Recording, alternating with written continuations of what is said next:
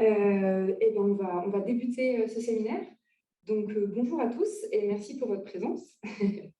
Aujourd'hui, on a une nouvelle séance du séminaire critique de l'intelligence artificielle. Et donc, comme un peu les autres séances, je vais débuter le séminaire par vous présenter un concept de théorie critique que j'essaie de mettre en lien avec l'exposé qui va suivre. Donc aujourd'hui, ce concept, c'est le concept du fétichisme chez Marx. Et j'en profite d'ailleurs pour remercier Victor Daguerre, avec qui on en a longuement discuté et qui m'a aidé à mieux appréhender ce concept.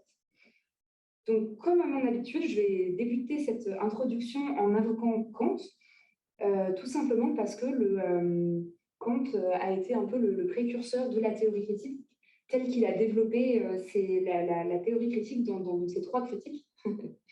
La démarche de Kant, en fait, c'est celle de limiter les prétentions de la raison par la raison. Donc, si on prend un exemple, à l'époque de Kant, il y avait ce qu'on appelle des preuves ontologiques. Donc, qu'est-ce que c'est une preuve ontologique? C'est une preuve de l'existence de Dieu à travers le concept de Dieu. En fait, dans ce type de preuve, à partir du concept de Dieu, on se disait par exemple que par définition du concept de Dieu, comme Dieu a toutes les propriétés, en particulier, il va avoir celle de l'existence. Et donc, à partir du concept, on en déduit l'existence. Et on peut peut-être ici commencer à avoir un peu un problème. Et ça a été la démarche de Kant de voir qu'en fait, ici, le problème vient du fait qu'on oublie que le concept de Dieu, en fait, il est fabriqué par les humains. Et donc, la démarche de Kant, c'est celle de replacer le sujet pensant au cœur de la production de la connaissance. Ce qui nous rappelle, c'est que, encore une fois, ici, celui qui produit le concept, c'est nous. Et d'ailleurs, c'est ce qui illustre totalement cette citation de Voltaire, qui est « Dieu a créé l'homme à son image et il le lui a bien rendu ». Ici, en fait, la démarche de Kant, comme je disais, c'était de limiter les prétentions de la raison par la raison. Et bien ici, ce que nous dit Kant, tout simplement, c'est que l'existence de Dieu, la connaissance de l'existence de Dieu n'est pas accessible à la raison humaine. Ici, en fait, pour moi, le mouvement de la pensée clé dans ce que je viens de dire, c'est le fait que, de par l'invisibilisation des moyens de production du résultat, par exemple, de la preuve ontologique, ça nous mène à accorder une valeur intrinsèque, une valeur en soi, au produit final. Donc ici, dans la preuve ontologique, on faisait tout un enchaînement de raisonnements logiques et on déduisait l'existence. Et donc ici, l'enchaînement d'idées qui m'intéresse, c'est le fait de dire que, de par l'invisibilisation du producteur de la connaissance, en fait, on en vient à accorder une valeur qui n'est pas réelle. Et c'est exactement cette attitude que Marx appelle le fétichisme. Donc, fétichiser, ça revient à quoi? Ça revient à accorder une valeur intrinsèque à ce qui est produit, sans prendre en compte en fait l'activité qui a permis cette production. Et je pense qu'on peut dire en fait qu'une attitude critique, ça peut être l'attitude de la défétichisation, donc de lever le voile sur les moyens de production. Et ça peut être les moyens de production de la connaissance ou d'autres choses. J'en viens à Marx. Marx, en fait, j'ouvre une toute petite parenthèse pour dire que en fait, Marx, c'est un philosophe de la pensée critique. Et je rappelle par ailleurs que le Capital, le sous-titre du Capital, c'est « Critique de l'économie politique ». Et en fait, à l'époque de Marx, l'économie était une science qui était toute naissante et qui du coup, prétendait à beaucoup. Et la démarche de Marx, un peu comme Kant, a été de limiter les prétentions de l'économie. Et en rappelant, en analysant en fait ce que l'économie prétendait pouvoir faire et ce qu'elle pouvait vraiment faire pour en faire une vraie science. Donc là, en fait, Marx, pour la fétichisation, il a surtout développé ce concept dans un régime dans l'économie. Il prend notamment l'exemple, et je vais le reprendre aussi parce que je trouve que c'est un exemple qui permet de bien comprendre cette notion. Il prend l'exemple de l'or. L'or, économiquement, on lui accorde une valeur élevée.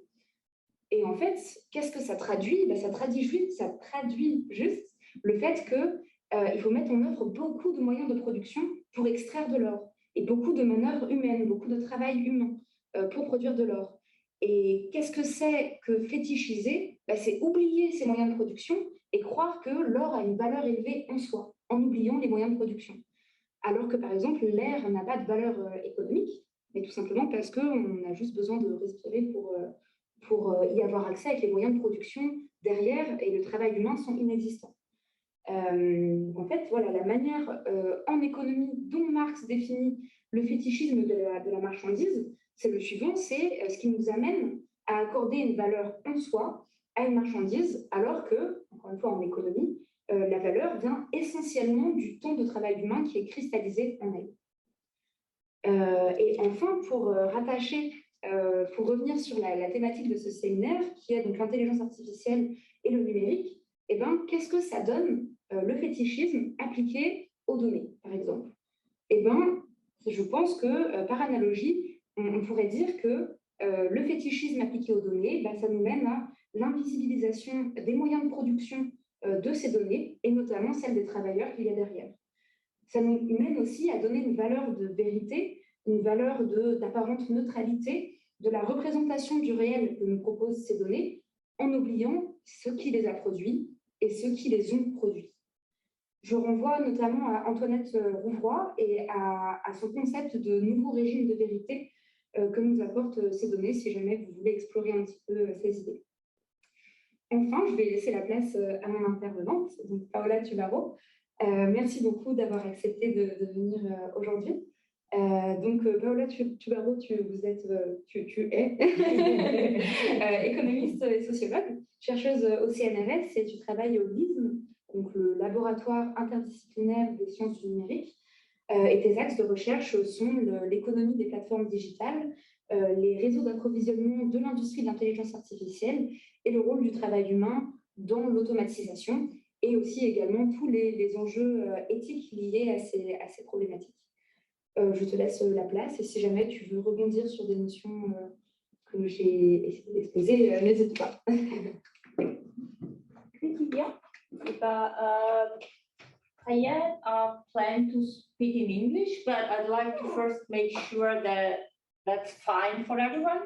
Otherwise, I'll switch to French. So, je ne sais pas, parmi les intervenants, l'anglais est bon pour tout le monde ou pas. Et aussi, je voudrais poser la question de savoir si vous m'entendez bien. Tant que, entre-temps, je partage mon écran. Can you hear me well? Les personnes ne peuvent pas répondre, mais peuvent répondre dans le chat. Du coup, je pense que s'il n'y a pas de réponse, on peut considérer que tout le monde nous entend bien. Et... OK. Merci pour la réponse. OK, so I'll go ahead in English then. Then I can't read the questions while I'm speaking, but I think Marie will tell me if there's something. So thanks very much, everyone, for being with us today. And thanks, Marie, for your very nice introduction. And I really like this idea of starting with fetishism, because I think that there could be different things, right? But there's one that really I think is important, and that's the link with commodities and production, in the way in which Marx framed the concept. And that's, in a sense, precisely the perspective that I adopt when talking about artificial intelligence. Now, I mean, a lot of discussions today are kind of very highly disembodied about potential consequences if this and that happens, but these are often technologies that don't exist and might never exist, perhaps. And what I do instead is let's just look at what is available now and how it is done now, and what happens and what kind of issues that raises. So what I try to do in this talk is really look at AI as a production process, and try to bring out some of the forces and factors that shape this process and that, well, are maybe interesting in terms of their social and economic consequences. But let me see if I can manage. Yes. So move on to my beginning, and I'd like to start with something like a provocative example of a case of public outcry that was about 2 years ago, when the press in different parts of the world revealed that voice assistants actually record our conversations with them, and there are then workers, contractors of Apple, Google, Microsoft, Amazon, etc., who listen routinely to these conversations, which in a sense reminds us of first how problematic the production of AI is, but also how basic and daily artificial intelligence is already. I mean, voice assistants are one of the first products of artificial intelligence to be marketed widely already. And that's really something that we have in our pockets. It's nothing like the super intelligence that will rule the world forever, perhaps, whatever. But anyway, getting back to the scandal, I mean, realizing that our conversations with Siri or Alexa are routinely listened to by other people is kind of disturbing, and the scandal was all the more acute as it turned out that a lot of unwanted conversations get recorded whenever these assistants switch on by mistake, which, by the way, is not rare. It's kind of common occurrence. So the reason why I started with that is that this is not an isolated, unfortunate oversight that happened once, but it's a sign of a systematic future in today's systems of production of artificial intelligence, about detail why.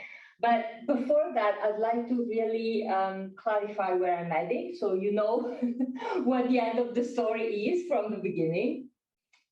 So yeah, I'll claim that the algorithms that feed artificial intelligence today, which are mostly based on machine learning these days, they learn from real people. They receive inputs from workers, whom I'll call them the speakers, the writers, and the listeners in the case of voice assistants, which I use as an example, as a case study. But that's just to say that they play different roles in this production process. And of course, I'm not speaking about like the workers that we know are there, the engineers, programmers, I mean, who are paid a lot and who have a view of all the system and who are very fashionable these days. No, these people are at the bottom of the ladder, really, a little paid and largely invisibilized.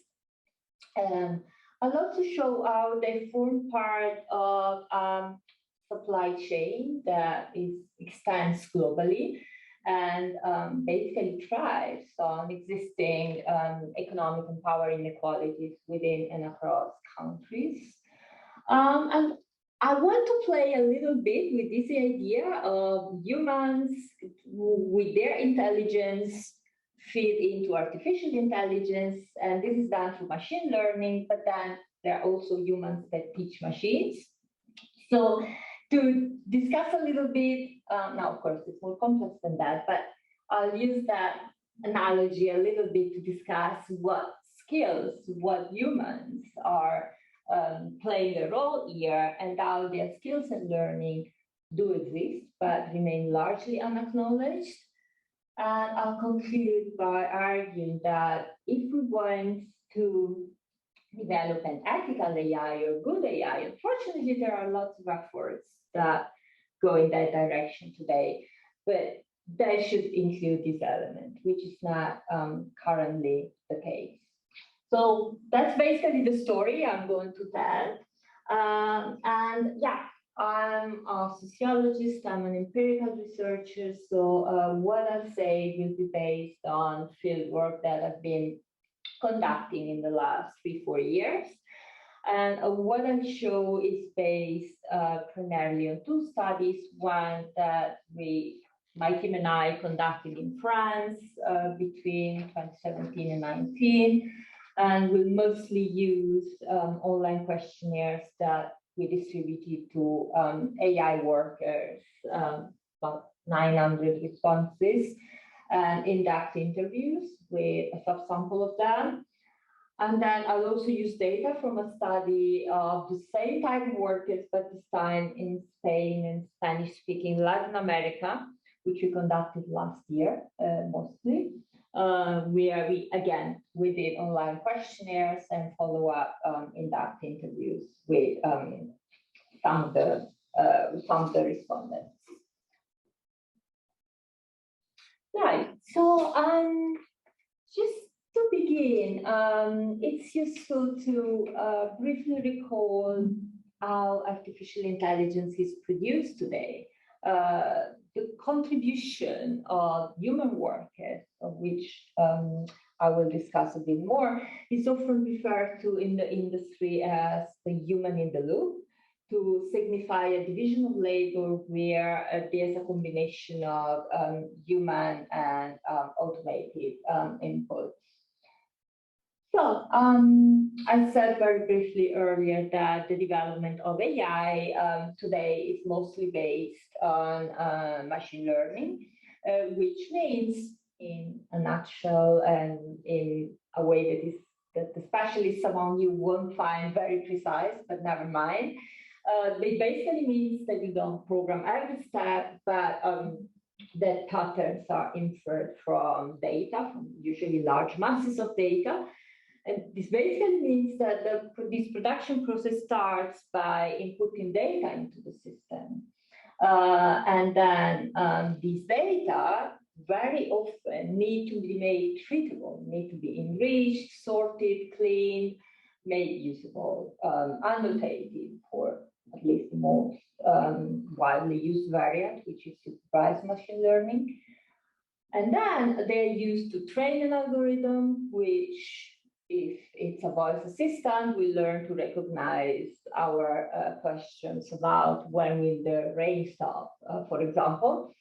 And the tool is then developed, tested, put to use, maybe marketed, and later on it will be necessary to check if it really does what it is supposed to do. Does it understand questions correctly? Does it pick the right answers, etc.? And at all these stages, there are human workers that intervene, that play a role. And not only the engineers who design the process, who have a view of all of it, but people who, as we will see in a second, produce the data, annotate the data, check the outputs in much humbler functions.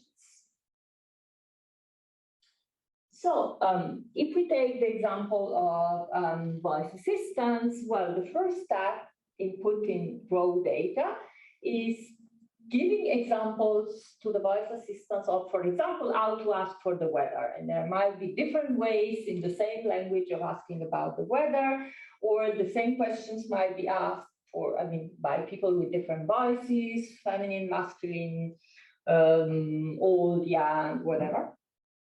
And of course, the first thing that the tool needs to be developed are examples of lots of questions to actually find the regularity between them, that they all are asking the same question, really. So where do these examples come from? Sometimes there are databases, data sets that are available, or sometimes publicly, and that the data can be, where the data can be taken. But in other cases, the producer might have specific needs and might need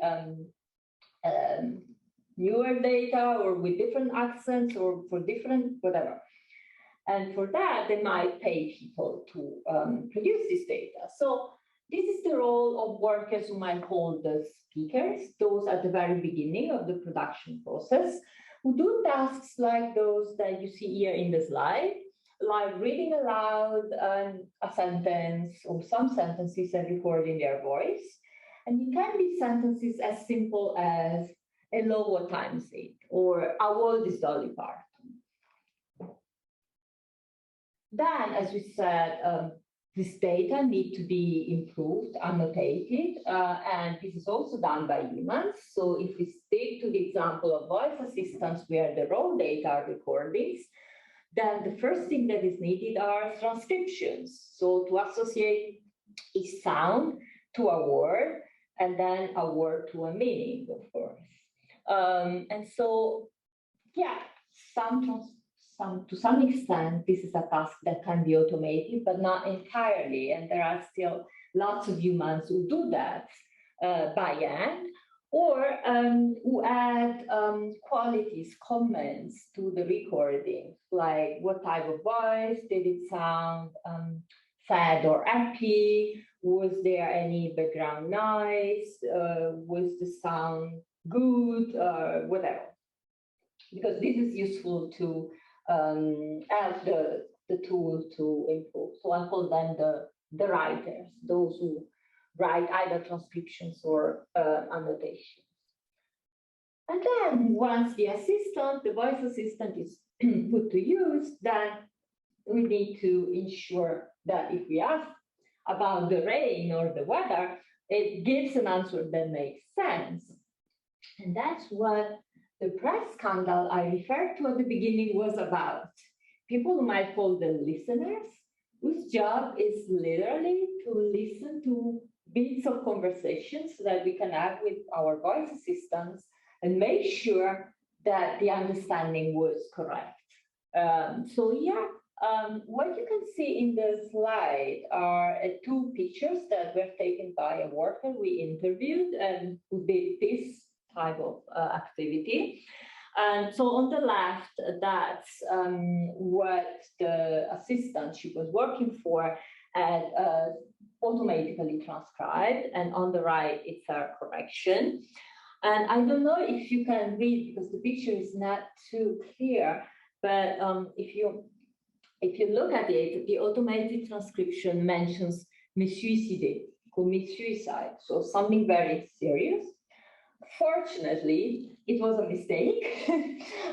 The machine had completely misunderstood, and the reason basically is that there were some names of people that it couldn't get correctly. So the worker with a human ear could figure out that this was a mistake and provide the correct transcription. So now, of course, this is disturbing because it means that whatever we say, included if it were really about suicide to a voice assistant or in the presence of a voice assistant, can be listened to by someone who can be our neighbor or whoever. But that's why the scandals. But at the same time, that's quite necessary to make sure to assure a quality check, and also in future to improve the tool to provide elements to understand if there was a mistake, why, and then make improvements. So overall, there are humans at all stages of development of an artificial intelligence. And that's the loop I was talking about at the beginning, where it's a mix of human inputs and automated processes throughout. Basically, the tasks that are done by humans are tasks that computers don't do well, even though sometimes they might seem pretty straightforward for us, even trivial, like reading aloud, what time is it? You know, it's not that complicated. And in a sense, metaphorically, it's like the computer is learning from those humans who are teaching it to recognize a question about the time or a word that turns out not to be suicide. Now, here, one might think that there is a sort of paradox, because these humans do tasks that, at least so far, look relatively simple and like, you know, recording your voice. But at the same time, they start to train increasingly complex, increasingly high performance algorithms that are doing better and better every day. So is there something complicated here? Well, even more than that, as I'll show in a minute, but before that, I'd like to say a few words on how is this work organized, because I think it's now clear that there are humans who do tasks, but how do you engage them? How do you write with them? How do you pay them? How is this organized in practice? So let's look at it. There are basically several companies worldwide who offer these services to the artificial intelligence industry. These are on the slide just a few examples of, well, all pretty large multinational companies that offer this type of services. And apparently, the market in which they operate is growing and growing pretty fast. So these are data from industry itself, from the industry think tank, that reckon that there was a big increase between 2018 and 2019 and projects an even higher increase by 2024.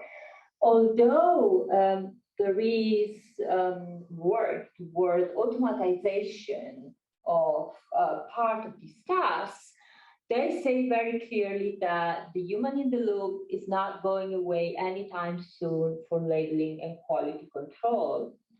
And the reason is that as you can automatize simpler parts or more, some parts of the process, then you move the humans to newer aspects.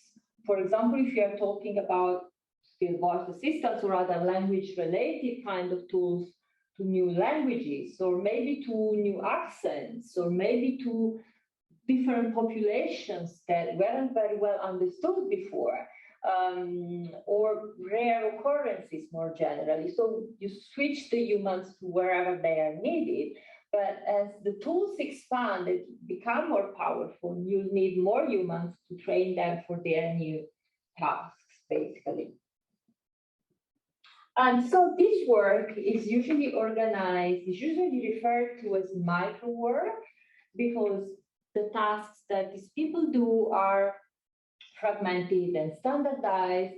Here you see on the slide some examples. For example, record short phrases 3 times, or up on the top right, up to 24 recordings of sentences in Spanish, paid 6 cents, 6 euro cents each. And that's basically an order of a quite common order of magnitude of payments, which is usually by piecework. So also on the right, but at the bottom, you have some examples of tasks offered by a platform, who are all expected to last 10 minutes maximum and paid each either 5 or 10 cents. This type of work is commonly not only, but largely organized through digital platforms as intermediaries that bring together workers and clients, that is, AI producers, on demand, depending on clients' need. So there are no long-term commitments. This is not salaried employment. It's just it's paid by piecework. And work is available when clients have needs, which can be, of course, very volatile depending on their own schedules. The advantage for clients of this system is that, well, first, that it is on demand, and so doesn't require a commitment on the part of the companies, so the clients. But also that it can put to work masses of contributors simultaneously, and that can speed up work quite a lot. The pioneer here was Amazon, which created its platform Mechanical Turk in the mid-2000s. And it's quite interesting that it labeled it artificial intelligence, precisely to signify that in some cases, the most effective means to achieve a goal is to just rely on human judgment, because in some cases, developing an automated solution would be either too expensive or outright impossible. And all of these, since platforms are intermediaries that operate exclusively online, and most of these tasks can be done from pretty much anywhere, this means that these markets are global. Let me go back for a second to the case of the worker who corrected the case of suicide. That's a French woman. Her name is Juliette. She lives in France. And actually, she was working for the French version of that voice assistant. So she was listening to conversations of French users with that assistant. But the way her work was organized was global, because she had been actually recruited by the Spanish subsidiary of a Japanese intermediary on behalf of a Chinese company operating for the client, which was an American multinational, the producer of the voice assistant in question. And this woman's day-to-day manager, the one whom she reported, was another subcontractor based in Italy.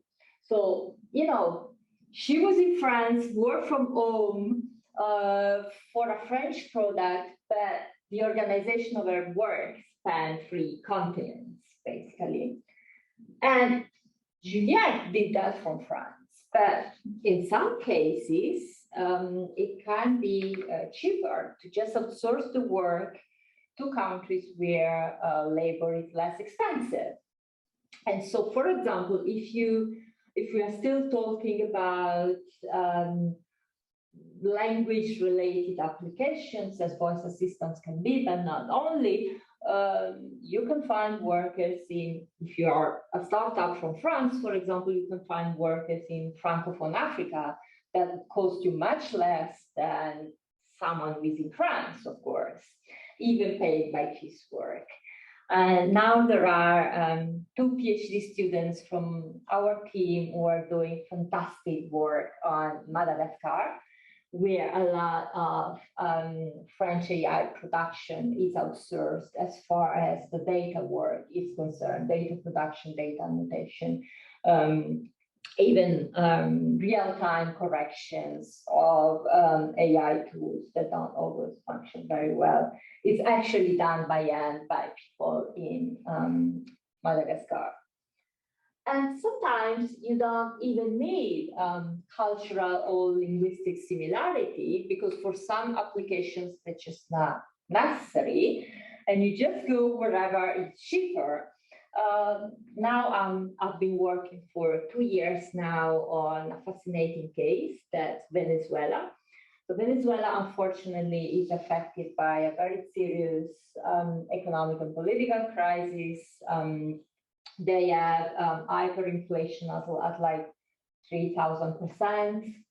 Poverty concerns 95% of the population. Minimum wage is $3 per month. And there are waves of immigration that only COVID-19 has slowed down a little bit, just because neighboring countries have closed their borders for a while. So it's really serious. And in those conditions, a lot of people have been attracted to AI platforms that are managed internationally, that provide work on behalf of clients who are mostly in North America or Europe or richer countries, and who pay in US dollars. And of course, when you would earn $3 a month locally, then working 10 minutes for 10 cents, that becomes even interesting. And so what has been observed in the last few years on international platforms has been a major inflow of Venezuelans, which is, a basic law of economics is that if supply increases, then prices go down. And so that has driven down remuneration, as a result of a massive oversupply of labor. That's why workers from other countries complain sometimes of tariffs that they think, oh, Venezuela, okay, they might be happy with that, but here in Spain, for example, that is interviewing. Right, so this is a little bit the picture of the organization, but let me now come back to the people who actually do these tasks and their skills, their education. In fact, what are they bringing to this production? And yeah, it's also interesting. So I'd like to show some data from my study. And I asked, in my questionnaire, I asked about their highest educational attainment. And here I'm showing the results for higher education attainment, so university level, more or less, for people aged 25 to 64. And I'm offering the details for 6 countries. So we have France, bottom left, Spain, top right, and then a sample of the largest 4 Latin American countries for which I have data. So Argentina, Colombia, Mexico, and Venezuela. And I've been looking specifically for in each of these 6 countries 3 levels of higher education attainment, a short higher education degree on the left, which is 2 years or less, 2 years in higher education or less, bachelor's degree, which is 3 or 4 years, and master's or PhD, which is 5 to 8 years. Of course, this might change a little bit from one country to another, but globally that remains comparable. I am comparing here my data, those about the micro-working population that you see here in yellow, to data about the general population of each of these countries produced by the OECD, so comparable, and which are presented here in blue. And what strikes immediately, I think you'll notice, is that there's always a lot of yellow here, which means that higher levels of education are overrepresented among micro workers who do tasks for artificial intelligence compared to the general population of the same age in their respective countries.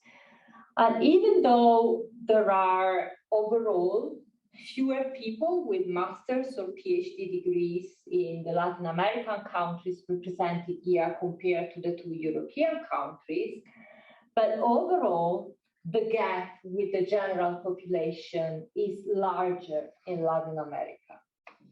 Let me now have a look. Let me now show what are the fields of specialization of these people. Okay, they have higher education degrees, but in what?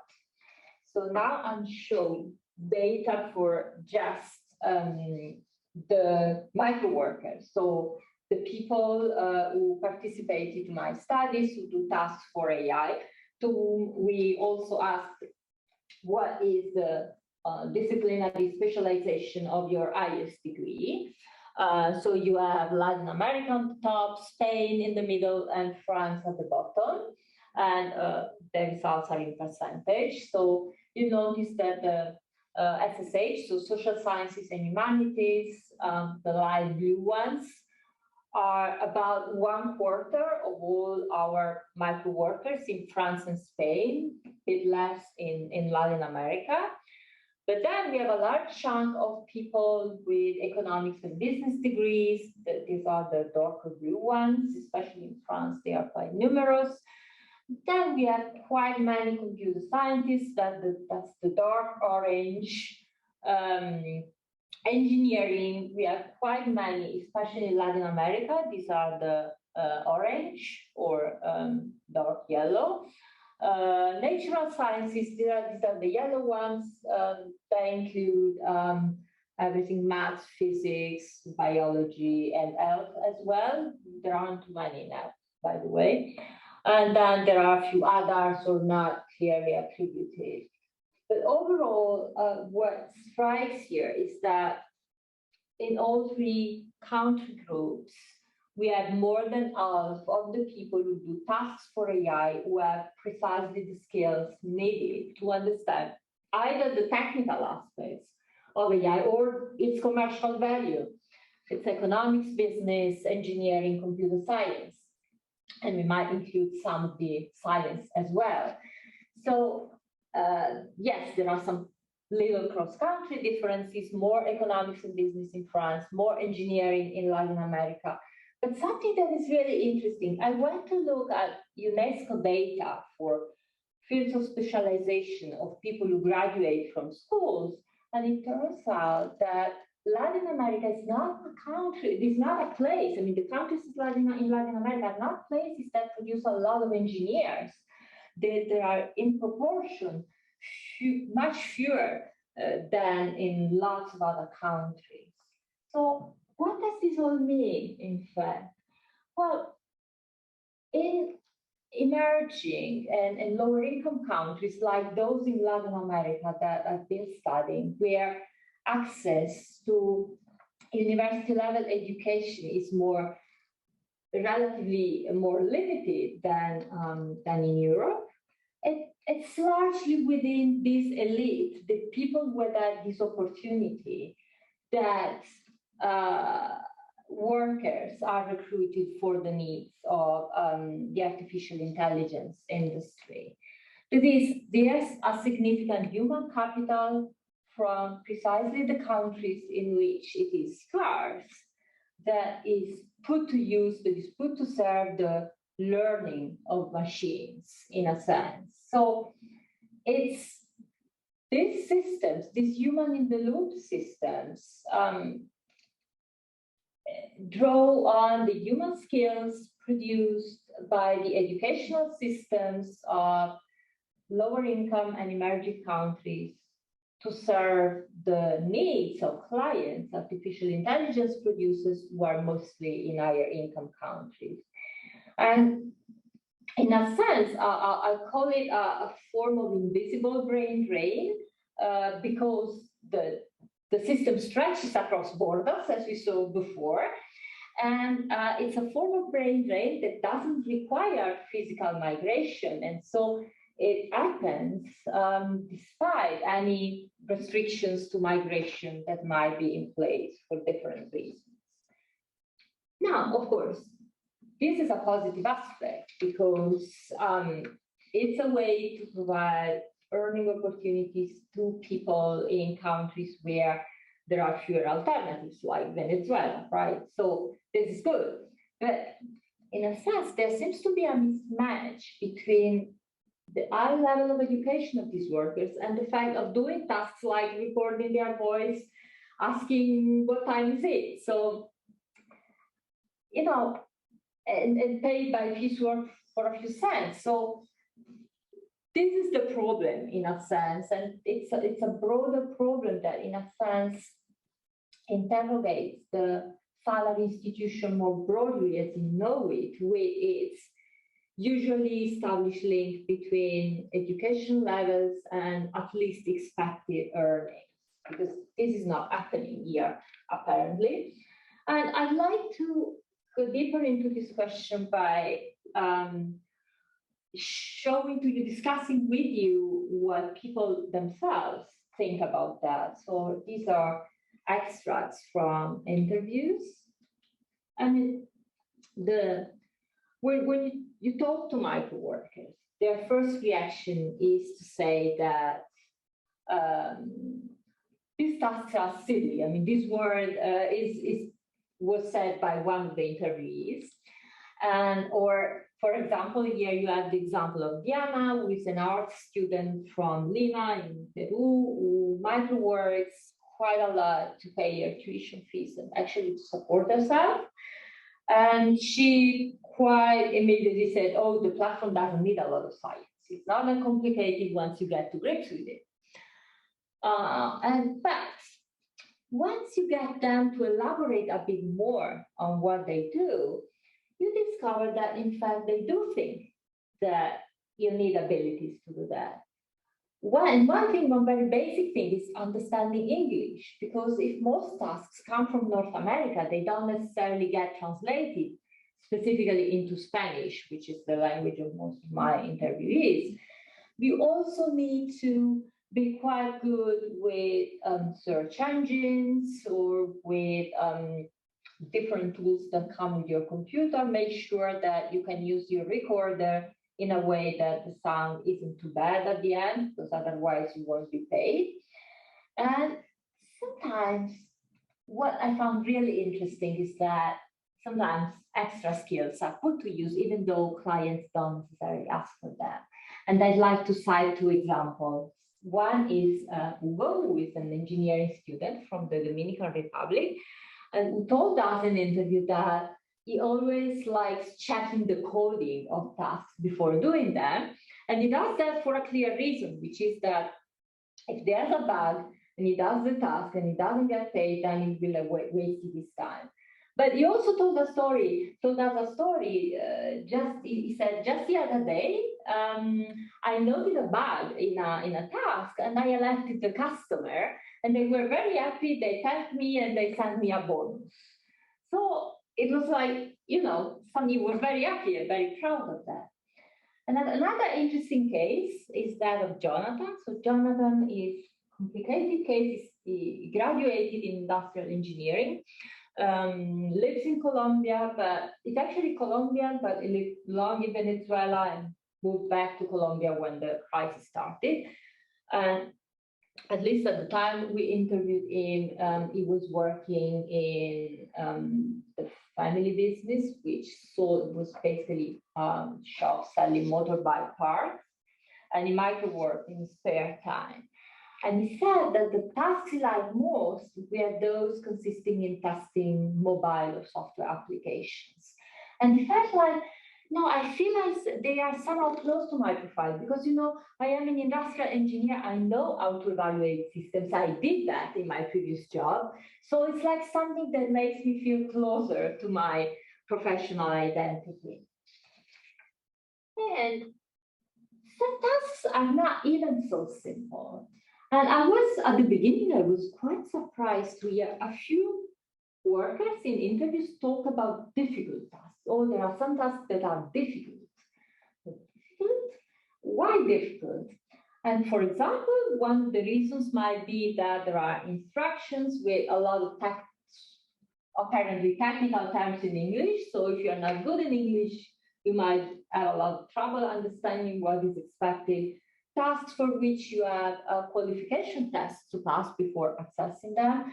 These are basically, to make things clear, annotation tasks for self-driving cars, for computer vision, annotating images for computer vision algorithms that will go to serve self-driving cars. That's why they're complicated. But in a sense, I thought, okay, but if there are more difficult tasks, and there are actually some platforms that do specialize in these more difficult tasks that can last up to 4 hours in some cases, and preceded by a video tutorial of 20 minutes. So I thought, but they should attract more people, because if they are so highly educated, that's something at least a bit more corresponding to their profile, and maybe they are even better paid, I would imagine. And well, the answer is not really, because it turns out that more complex tasks or tasks that take more time are not always better paid. And one of the reasons, even if officially the pay rate is higher, not always, but even when it is, the problem is that a more complex task is also riskier.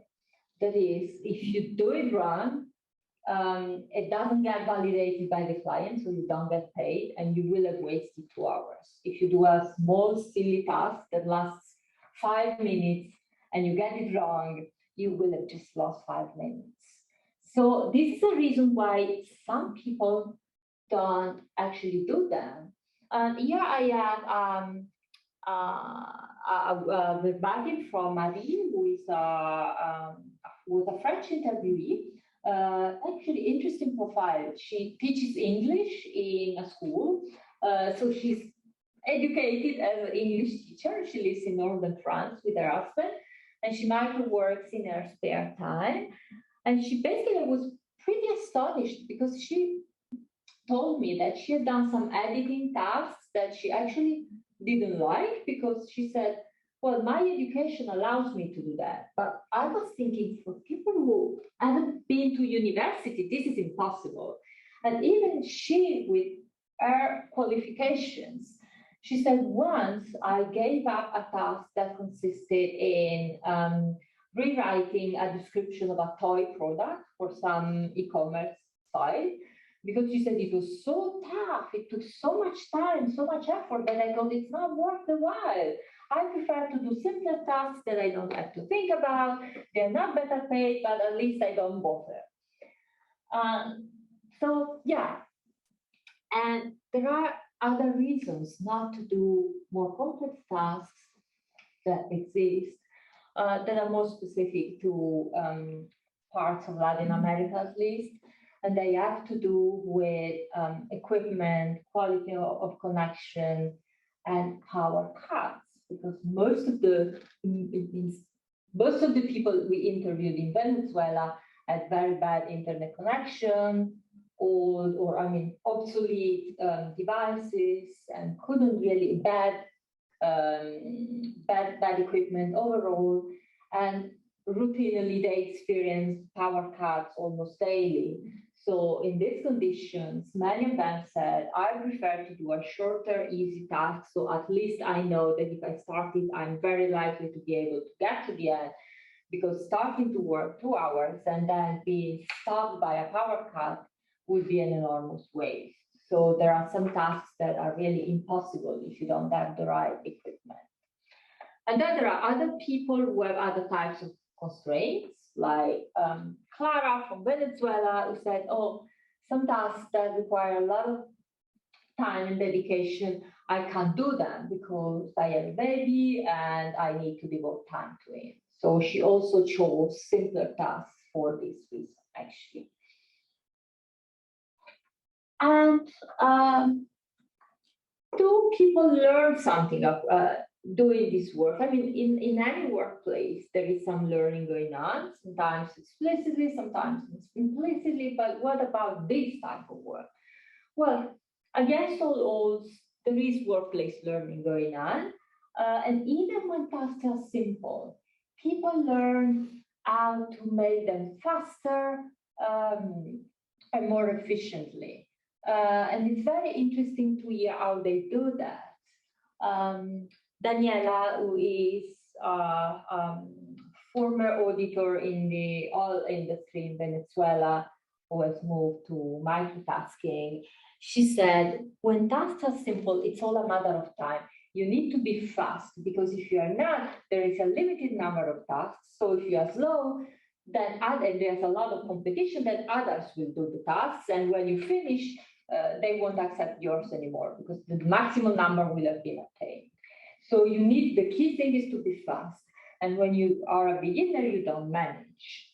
But with experience, you learn. You know what to expect. You prepare everything before you start. You have several tabs open at once, so you can jump quickly and move faster. Others said that, for example, they had learned to recognize from the title of the task or the client. They had learned to recognize clients who always ask more or less same types of tasks, so they know what to expect and they can do them more quickly. Other people even, it was quite interesting. Some people told us about learning things that I couldn't really have expected, but several mentioned English, for example. Now, your English can't be zero when you start on these things, but a lot of them said they improved their English because most of the tasks are in English. And so even though you use your Google Translator on the side or things like that, but still you have to, and many of them said that. And there were some who talked about, something that I found quite unexpected at the beginning. Julio is another interesting case, a 40-year-old from Spain who used to work as a receptionist in hotels, And at the time of the interview, the part of Spain in which he lived was under lockdown, so it couldn't work. And he had been switching to micro work because he got some welfare benefits from the government, but it wasn't enough, and he needed to supplement his living. And Julio was someone who was able to speak 4 languages: Spanish, English, French, Italian, and he was learning, I think, Hungarian or something like that. And he had got very profound understanding of the platforms on which he was working, and said, I want to become more professional. How comes more professional? Is there professionalism here? But in fact, yes, because he meant, yeah, I can do tasks for 3 cents, 4 cents, but there are some tasks that are paid better and I can get to them. But I know I must invest time. I must learn how to get there. And many were those who insisted on this dimension of dedicating time to that, investing time to improve and learn.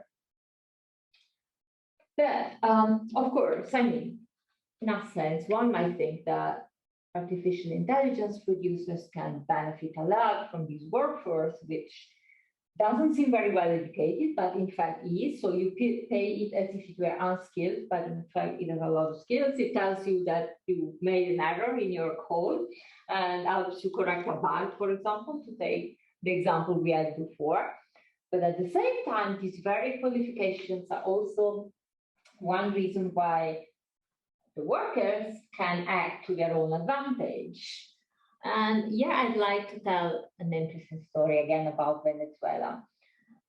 As I said before, there's been a big inflow of Venezuelans on international platforms recently. And one of the problems is that in some cases, on some platforms, clients have complained because they wanted more diversity. Like, for example, if you want native English speakers, then Venezuelans aren't good for you. So some platforms, at least, not all, but some platforms have tried to limit the access of Venezuelans to at least some types of tasks, which of course for the people there is a big problem. And Alonso was a married man graduating in engineering who had to go back live with his parents, with his wife, because they couldn't afford live alone anymore. He had formed, and he lived at the time we interviewed him last summer. He was living micro work, and he had formed a group with 5 friends to help each other. And one of them, a female friend who graduated in engineering, had been able to program an extension to actually get around this quota. So she, in practice, it blocked the redirection that the page would automatically do after the submission in case the quota had been attained. So it was a way to get around the system. And he said, well, at the time we interviewed him, it worked well on desktop, not on mobile, but they were happy with that. And of course, if they get caught, they might be banned. I don't know what happened since then. Another case is that of Cecilia, engineering student, she as well, who lives in Ecuador, and she's almost finished her degree. And at the time of the interview, there were lots of restrictions due to COVID, so she was a lot at home and did a lot of micro work all the time that she wasn't studying. And she had helped her partner who lived with her create an account on the same platform, but the platform blocked it because they thought since they lived together, so they presumably had the same IP address, and the platform thought it was her with 2 accounts, which is absolutely what not to do on platforms, because, you know, basically in their logic, the problem is that if one worker owns several accounts or one account is shared among several workers, what happens is that you don't know who is actually doing the job. And so that creates a mess. So they really don't want that. And whenever they catch this type of cases, they block them. So finally, Cecilia and her partner arranged for him to migrate to another platform. She kept the old one, but of course that limited their opportunities of getting earnings or even helping each other or giving tips to each other to do better for precisely this reason. So let me jump to my conclusions because I think my time is almost over. So yeah, we have seen that the artificial intelligence systems of today use a lot of human work to develop their production. But and this human in the loop system is one in which machines learn in the sense of machine learning, of course, but humans learn as well in the sense of human learning in the workplace that is maybe more familiar to us as humans. But the problem is that the organizational settings and working conditions that are in place with this outsourcing that spreads across countries, these piecework systems, these platform mediations basically prevent the humans from gaining recognition. And today, there's no way to, this learning is a good thing, but there's no way to build a professional and personal development trajectory from there. This experience is not portable, for example. If you move to a new platform, how can you get recognized what you had learned before? So there can be the most straightforward solution one could think of is, let's think of a system of certifications, so portability, that might help people who have learned to do something on a platform, move to another, and bring with them some recognition of what at least they can do. There's nothing like that so far because the reputation systems that are in place are siloed, exist only at the level of a single platform. And the other thing is that taking this seriously might be difficult because, well, if you recognize that your workers are more qualified, you might need to raise their pay, and that might raise costs, and so there might be a problem here.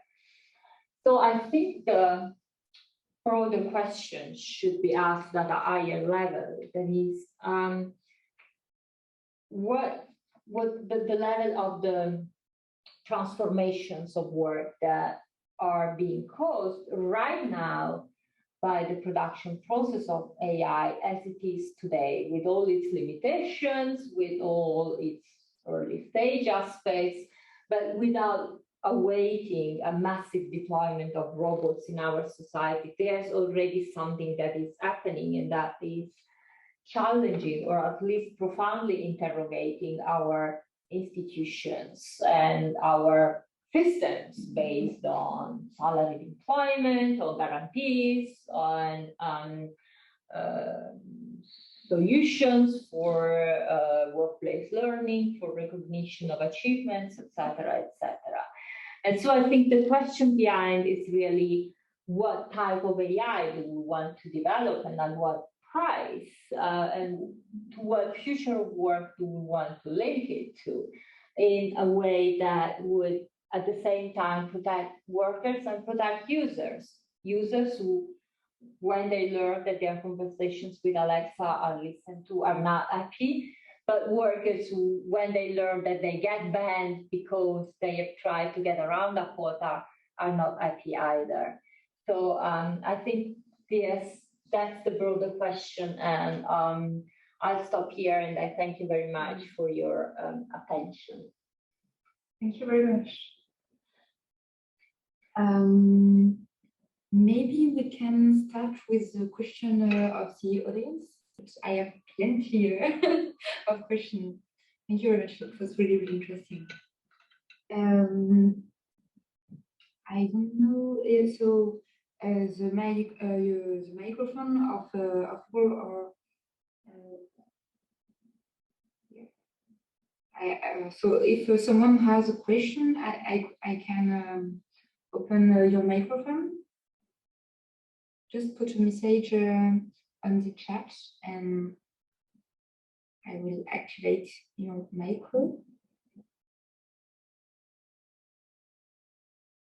Or maybe I can begin with one question.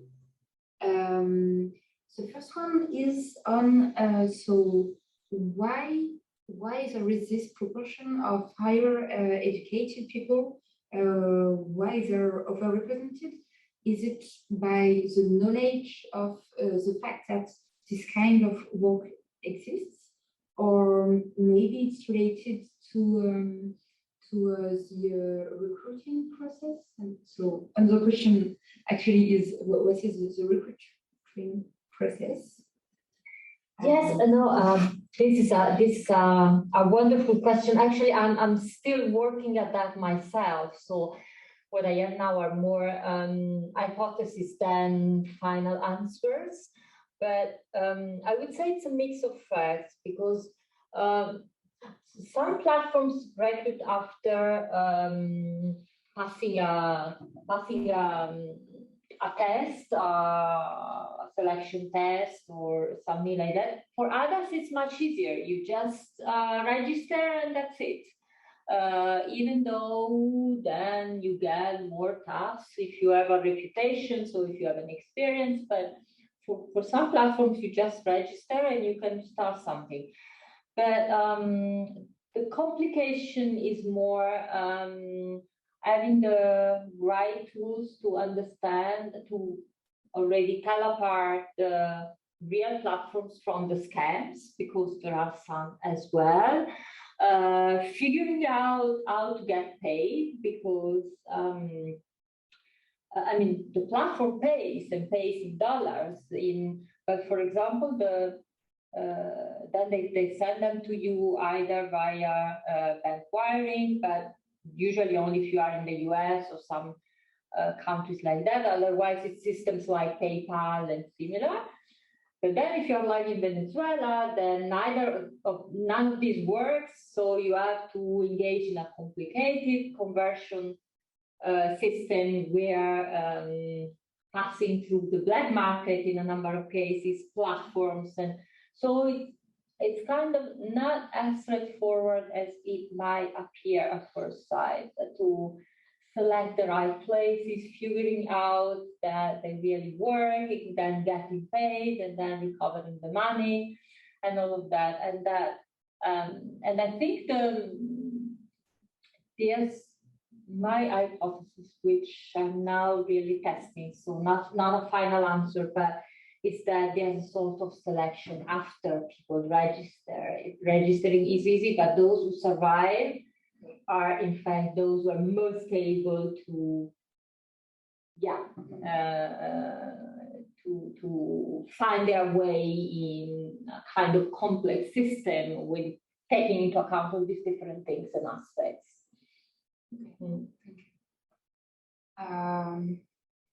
If you're not, if there, maybe I can continue with my own question. So the other question is, in average, is micro-working more full-time work or more complementary salary? Interesting question as well. From what I could see, it very much depends on the country. So in France, for most of the people, it's a complementary activity. We did have some cases of people who did that full time, but there were very few. But for the majority, it's a complement. In places in Latin America, for more people, it was a full-time activity. Although since I did my study in 2021, it was COVID time, so there might be a COVID element in that. And I'm planning to do a second wave in next month to just figure out if under more normal conditions that's still like that. And is there any attempt of international regulation about salary or unions of salary workers? Yes, ILO has published, the International Labour Organization has published a few reports on these, so they have an eye on the matter. And actually, platforms themselves recommend paying most, not all, but at least a number of them recommend paying a minimum wage, which means, of course, if the task lasts 10 minutes, then you would take the hourly minimum wage and take the ratio corresponding to 10 minutes, of course. But they cannot enforce that. So it remains very often a kind of general wish. According to ILO data, they did a survey throughout 5 platforms in several countries. They had very few people per country, but a very large representation of countries. And they found an hourly wage on average of $4 something, which is obviously way below the minimum wage of most countries. So in practice, we are not yet there, in fact. And maybe one more open question, or it's more on we observe that the automation of work is like praised by the fact that we are freeing up non-valued, uninteresting and repetitive tasks. But your presentation will suggest the opposite effect. So yeah, it's like these people are stealing the job of robots in a sense, no? And I don't know even if the term of automation is a good one, because with your expose, we can see that it's not really automation, but it's rely on human workers. So. Yeah. That's, I think in part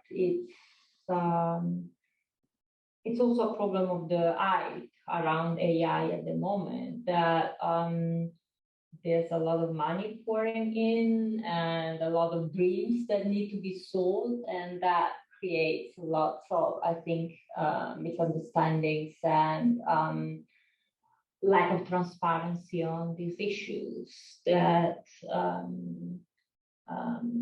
I think that this context contributes to the ambiguity and is not good, because that doesn't give the public or the policymakers the right elements to see what is happening in fact, what is really happening.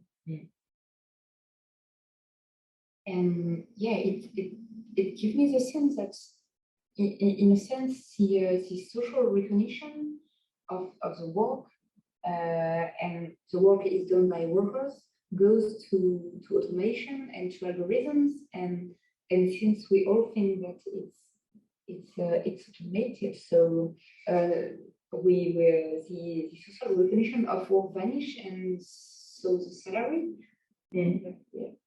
Yeah, the amount of, absolutely. Okay, so yeah. If there are no question, maybe we can finish. Okay. And thank you again for. Thank you very much, everyone, for being here.